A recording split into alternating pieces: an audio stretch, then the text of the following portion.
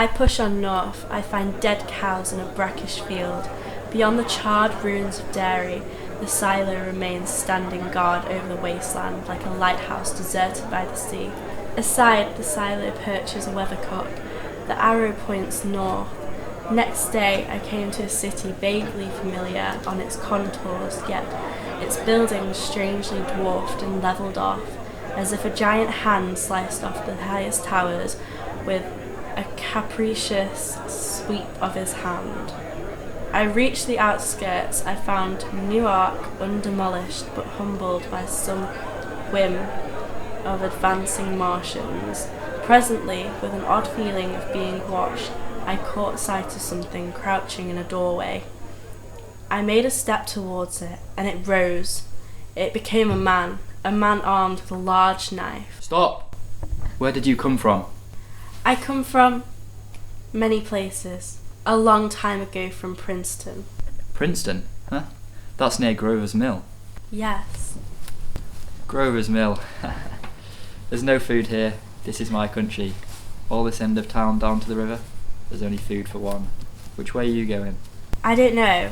I guess I'm looking for people. What was that? Did you hear something just then? Only a bird. A live bird. You get to know the birds have shadows these days. Say, we're in the open here. Let's call into this doorway and talk. Have you seen any? Martian size? Nah, they've gone over to New York. At night the sky is alive with their lights, just as if people were still living in it. By daylight you can't see them. 5 days ago a couple of them carried something big across the flats from the airport. I believe they're learning how to fly. Fly? Yeah, fly. Then it's all over with humanity. Stranger, there's still you and I. 2 of us left. They got themselves in solid. They wrecked the greatest country in the world. Those green stars, they're probably falling somewhere every night. They've only lost one machine. There isn't anything to do. We're done. We're licked. Where were you? You're in uniform. Yeah, what's left of it. I was in the National Guard. That's good. Wasn't any war anymore. Then there's a war between men and ants. And we're eatable ants. I found that out. What do they want with us? I've thought it all out. Right now we're caught as we're wanted. The Martian only has to go a few miles to get a crowd on the run. But they won't keep doing that.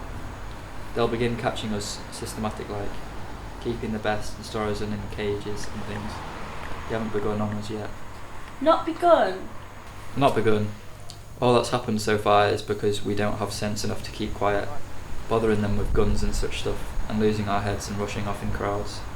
Now instead of our rushing around blind, we've got to fix ourselves up. Fix ourselves up according to the way things are now. Cities, nations, civilization, progress, done. But if that's so, what's there to live for? There won't be any more concerts for 1,000,000 years or so, and no nice little dinners at restaurants. If it's amusement you're after, I guess the game's up. What is there left?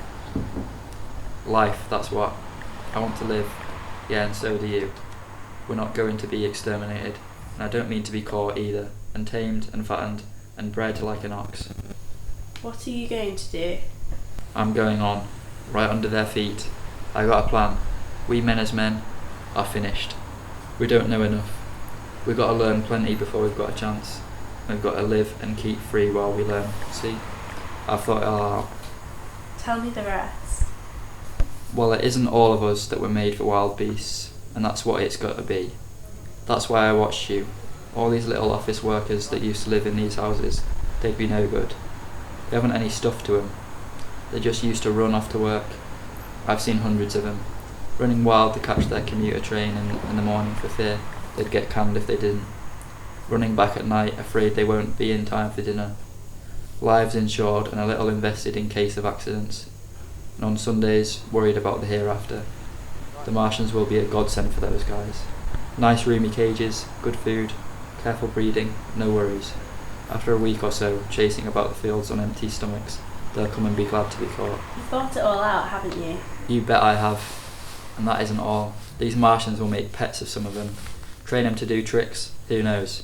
Get sentimental over the pet boy who grew up and had to be killed. And some, maybe they'll train to hunt us. No, that's impossible. No human being. Yes, they will. There's men who will do it gladly. If one of them ever comes after me, why? In the meantime, you and I, and others like us, where are we to live when the Martians own the Earth? I've got it all figured out. We'll live underground. I've been thinking about the sewers. Under New York are miles and miles of them. The main ones are big enough for anybody. In the cellars, vaults, underground storerooms, railway tunnels, subways. You begin to see, yeah? And we'll get a bunch of strong men together. No weak ones. That rubbish. Out. And you meant me to go? Well, I gave you a chance, didn't I? We won't quarrel about that. Go on. And we've got to make safe places for us to stay and see. And get all the books we can. Science books. That's where men like you come in, see? We'll raid the museums. We'll even spy on the Martians. It may not be so much, but we have to learn before. Just imagine this. 4 or 5 of their own fighting machines suddenly start off. Heat rays right and left, and not a Martian in them. Not a Martian in them, but men. Men who have learnt the way how. It may even be in our time. Gee. Imagine having one of them lovely things with its heat ray wide and free. We'd turn it on Martians. We'd turn it on men. We'd bring everybody down to their knees. That's your plan? You and me, and a few more of us, we'd own the world. I see. Not your world. Goodbye, stranger.